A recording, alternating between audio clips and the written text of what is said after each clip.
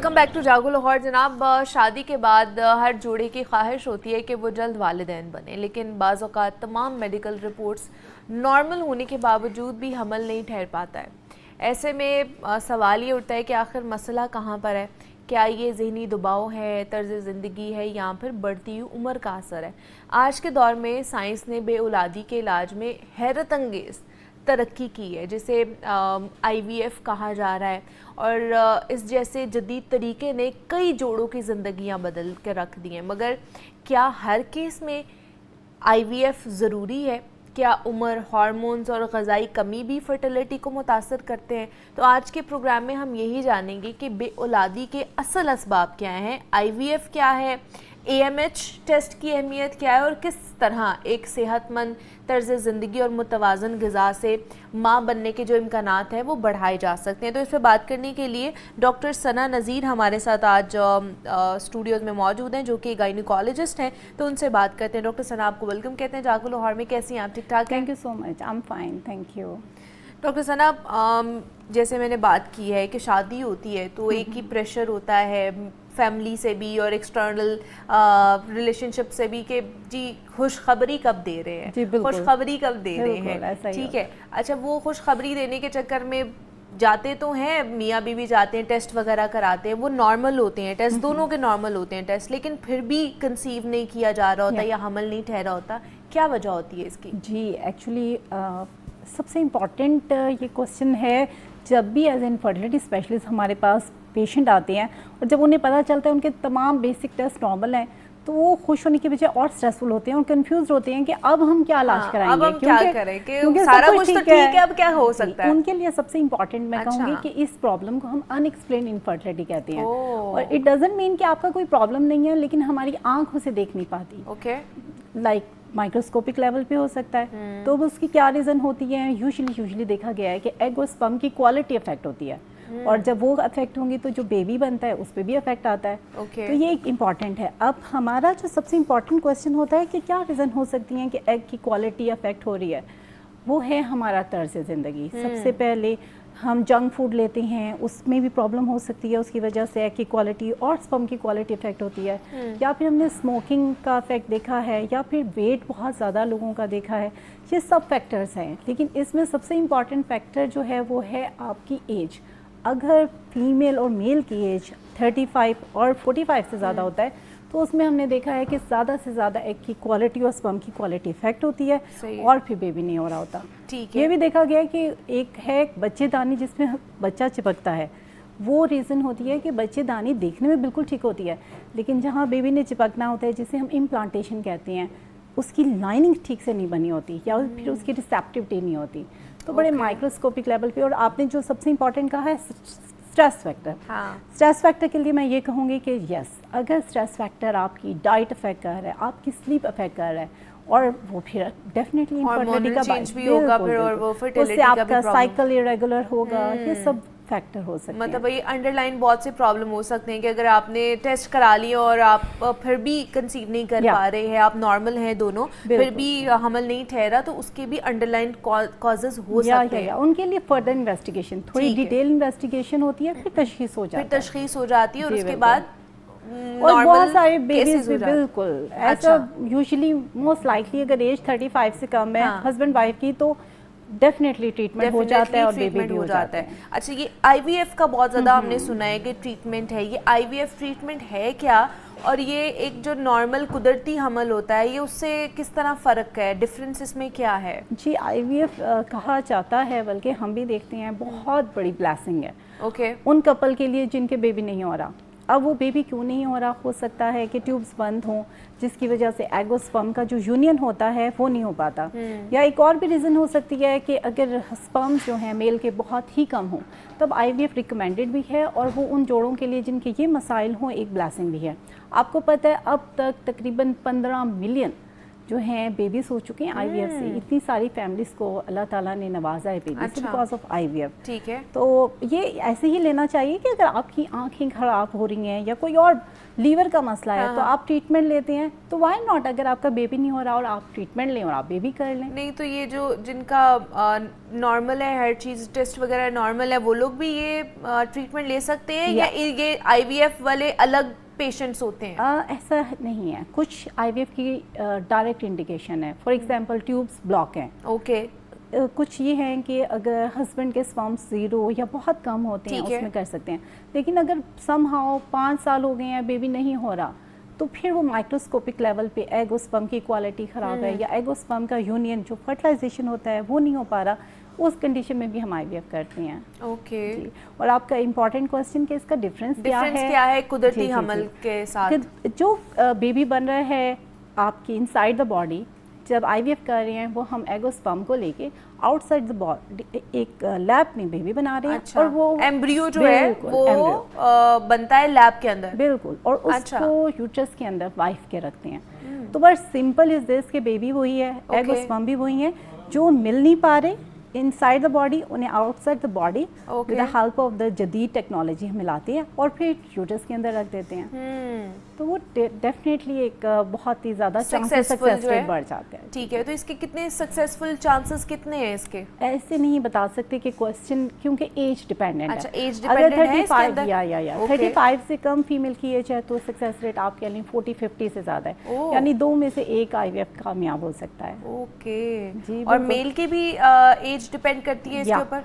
45 से ऊपर मेल, क्योंकि मेल और फीमेल की देखा कि जेनेटिक प्रॉब्लम स्टार्ट हो जाते हैं, फिर अगर प्रेगनेंसी भी हो तो मिसकैरेज का रेट बढ़ता है, तो इसीलिए मेल फीमेल की एज बहुत मैटर करती है। सही है कि अगर उन्होंने IVF करवाना है तो ये IVF का सही टाइम क्या है, मतलब कौन सा सही टाइम है, कितने साल हो जाने चाहिए और कि इसका क्या टाइम टेबल क्या होता है, इसका कब करवा सकती है एक कपल जो है? अगेन सिंगल आंसर नहीं है। आप सोचें अगर कोई पेशेंट आ रहा है, उनकी शादी हो रही है बिकॉज ऑफ एनीथिंग, लेट हो गया है 40 ईयर पे, तो बेटर ये है कि वो ट्राई करें 6 मंथ और इन्वेस्टिगेट करें, अगर नहीं होता तो जल्द से जल्द IVF की तरफ जाए, क्योंकि सक्सेस रेट IVF के 40 के बाद नेचुरली कम हो जाते हैं। लेकिन अगर आपकी कोई डायरेक्ट इंडिकेशन नहीं है कि आपकी ट्यूब्स बंद नहीं हैं, आपकी स्पर्म्स भी हस्बैंड के बिल्कुल ठीक है, तो you can wait for the 3 to 5 years, उसके बाद आप करवाएं। और सबसे इम्पॉर्टेंट है उस टाइम में आप ये ना सोचें कि कुछ नहीं करना, आप अपनी लाइफस्टाइल को मेंटेन करें, आप सप्लीमेंट लें ताकि एग की क्वालिटी, स्पर्म की क्वालिटी बेहतर हो और नेचुरली आपके चांसेस बढ़ सके, स्पेशली अगर वेट ज़्यादा है वो भी रिड्यूस करें। यानी ये हमारे पास आते हैं पेशेंट कि जी IVF करवा लेंगे, उससे पहले उन्होंने लाइफस्टाइल को इतना ख़राब किया होता है कि जब हमारे पास आते हैं तो 6 मंथ उनके वेट रिड्यूस करने पे लग जाते हैं। नहीं तो क्या हर बेऔलादी का इलाज जो है वो IVF वाला है? नॉट रियली, बिकॉज ऐसे लोग भी हैं जिनको 10-10 साल हो गए, उनका बेबी नहीं हो रहा, औलाद नहीं हो रही, 15-15 साल है औलाद नहीं हो रही है, तो और कुछ ऐसे भी केसेस होते हैं 15 साल, 16 साल, 17 साल बाद अल्लाह पाक खुद ही उन्हें औलाद दे देते हैं। एग्जैक्टली, हर जो है बेऔलादी का इलाज IVF नहीं है। अच्छा, हर बेऔलादी का इलाज IVF इसीलिए जैसे मेरे पास पेशेंट आते हैं, उनकी कंप्लीट जो हिस्ट्री है ना, तशखीस करना कि क्या रीज़न है वो सबसे इम्पॉर्टेंट है। मेरे पास अभी एक पेशेंट आई हैं, तकरीबन 10 ईयर के बाद उन्होंने नेचुरली कंसीव किया, जस्ट विद सप्लीमेंट। तो इसीलिए हर एक का ये, क्योंकि IVF एक्सपेंसिव ट्रीटमेंट है, अच्छा, तो इसीलिए हम उनका ही करते हैं, या तो कोई रीज़न तशखीस हो कि इस वजह से IVF करना है, या फिर पेशेंट भी अफोर्डिंग हो। बाकी जो है अल्लाह ताला की ज़ात है देने वाली, ऑब्वियसली ऐसे ही है कि वो उसके बगैर कुछ भी नहीं हम कर सकते। बिल्कुल, और सबसे इम्पॉर्टेंट जो फैक्टर्स हैं ना वो डाइट रिलेटेड, वो डाइटरी वो आप उससे इम्प्रूव करिए। अगर आपके बेसिक टेस्ट ठीक है तो व्हाई नॉट नेचुरली कंसीव करें, लेकिन अपनी पूरी ट्राई करें। ये नहीं कि आप वेट गेन करते चाहें, आप जंक फूड बेशुमार यूज करते जाएं और फिर कहें हमने IVF करवा लेना है, कोई बात नहीं है। या एक और इम्पॉर्टेंट पॉइंट, वेप और स्मोकिंग अच्छा आजकल बढ़ती जा रही है। अब वेप को भी नशा नहीं समझा जाता, बल्कि में भी हमारी बहुत देखी जा रही है वेप्स का इस्तेमाल। एग्जैक्टली, आपको पता है कुछ अरसे पहले हम लोग भी रिकमेंड करते थे कि जिसने स्मोकिंग छोड़नी है वो वेप ले लें, लेकिन अब बहुत सारी स्टडीज हो चुकी हैं कि इसमें भी बहुत सारे केमिकल्स ऐसे हैं जो कि इनफर्टिलिटी कॉज करते हैं। ओके, अच्छा, ये आपने कहा कि ये थोड़ा एक्सपेंसिव है, कितना एक्सपेंसिव है ये? अगर इस ट्रीटमेंट की तरफ कपल्स जाते हैं तो कितने राउंड, मतलब کتنے پیسے لگ جائیں گے ان کے؟ یوزلی یہ تقریباً آپ کہہ لیں 8 to 9 تو لگتے ہیں. 8 سے 9 لاکھ روپیہ بالکل ایک پروسیجر کے اندر. اوکے. کیونکہ اس میں سب سے امپورٹنٹ ہے میڈیسنز جو اکثر باہر سے آتی ہیں جو بہت ایکسپینسو ہوتی ہیں, تو ان کی کاسٹ ہوتی ہے. پھر لیب جہاں بیبی بن رہا ہے وہ بہت ہی ہمیں بہت اتھینٹک اور پوری کی پوری اس کی مینٹیننس چاہیے ہوتی ہے. اور سب کچھ بے ہوشی میں ایک پروسیجر ہوتا ہے ایگ پک اپ, جس میں ہم فیمیل سے انڈے نکالتے ہیں. تو یہ سب پروسیجر ہوتے ہیں, تو اتنی کاسٹ ہو جاتی ہے. اتنی کاسٹ ایک کہہ لیں کہ پروسیجر کی اس لیے ہم بہت ڈیڈیکیٹڈ ہوتے ہیں کیونکہ ایکسپینسو پروسیجر ہے, تو ہمیں اور پیشنٹ کو پریشر ہوتا ہے, جیسے پیشنٹس پہ ہوتا ہے صرف ڈاکٹرز پہ بھی پریشر ہوتا ہوگا. اب دیکھیں 40-50% ریزلٹ دینے ہیں ہمیں, تو پھر اور ایکسپینسو بھی پروسیجر ہے, تو ہم first of all head to toe screening کرتے ہیں کہ کوئی بھی ایسا فیکٹر نہ ہو جس کی وجہ سے کوئی فیل نہ ہو جائے یہ معاملہ. تو ایسا ہوتا ہے ویسے کہ پہلی دفعہ کیا فیل ہو گیا, دوسری دفعہ کیا وہ بھی فیل ہو گیا, ایسا ہوتا ہے ویسے یوزلی؟ میں نے سب سے امپورٹنٹ ہے اگر بچے دانے کی جو لائننگ جسے ہم اینڈومیٹریم کہتے ہیں نا, اگر وہ ریسیپٹیو نہیں ہے تو اس وقت یہ چانسز ہوتی ہیں کہ جو ہے آئی وی ایف فیل ہو جائے. تو اس میں ہمیں typical different type of the جو پروٹوکال ہے وہ یوز کرنی ہوتی ہیں. اگر لائننگ جو ہے وہ بہت تھن ہوتی ہے تو ہم اس سے پہلے اس کی تھکنس 7 mm تک ہونی چاہیے, پہلے وہ امپروو کرتے ہیں. پھر ریسیپٹیوٹی امپروو کرنے کے لیے پرٹیکولر کچھ ہوتے ہیں سپلیمنٹ وہ دیتے ہیں, اور سب سے زیادہ ہم انہیں جو لگاتے ہیں ہم ایکسرسائز اور یوگا پہ لگاتے ہیں, بٹر فلائی ایکسرسائزز. اس سے کیا ہوتا ہے یوٹرس کی بلڈ سپلائی بڑھتی ہے. جس چیز کی خون کی سپلائی بڑی زیادہ ہوگی وہ ریسیپٹیوٹی امپروو ہوگی اور پھر چانسز بڑھ جائیں گے. صحیح ہے.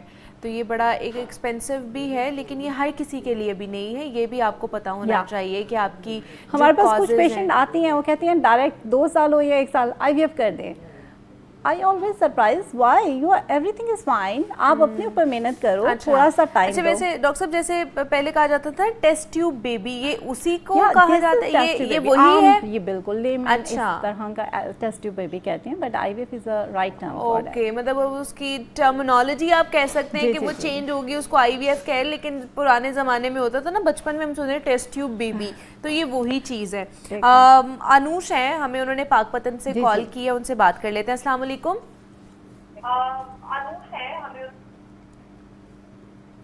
السلام علیکم.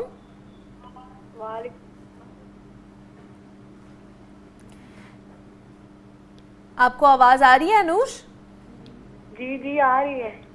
کیا پوچھنا چاہیں گی؟ آپ کو آواز آ رہی ہے انوش؟ سب سے پہلے اپنے ٹی وی کا والیوم بند کر دیں.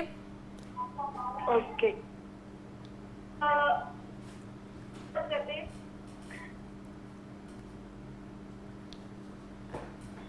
ٹھیک ہے, میرے خیال سے جو ہے نا وہ ڈراپ ہو گئی ہے, اور ہم بات کر رہے تھے کہ جناب آئی وی ایف جو ہے وہ کتنا ضروری ہے, کن شادی شدہ جوڑوں کے لیے یہ سوٹیبل ہے, کس کے لیے نہیں ہے, اس کے انڈر لائن کازز کیا ہو سکتی ہیں کہ اگر آپ کے سارے ٹیسٹ نارمل آ رہے ہیں اور پھر بھی آپ کی کنسیو نہیں کر پا رہے ہیں آپ پریگننسی, تو اس کے لیے تمام تر چیزیں تھیں وہ ہمارے ساتھ ڈاکٹر ثنا نذیر نے شیئر کی ہے, گائنیکالوجسٹ ہیں. Doctor Sana, thank you so much, آپ آئیں, اس کے اوپر بات کی. بریک لیتے ہیں, ملتے ہیں اس بریک کے بعد.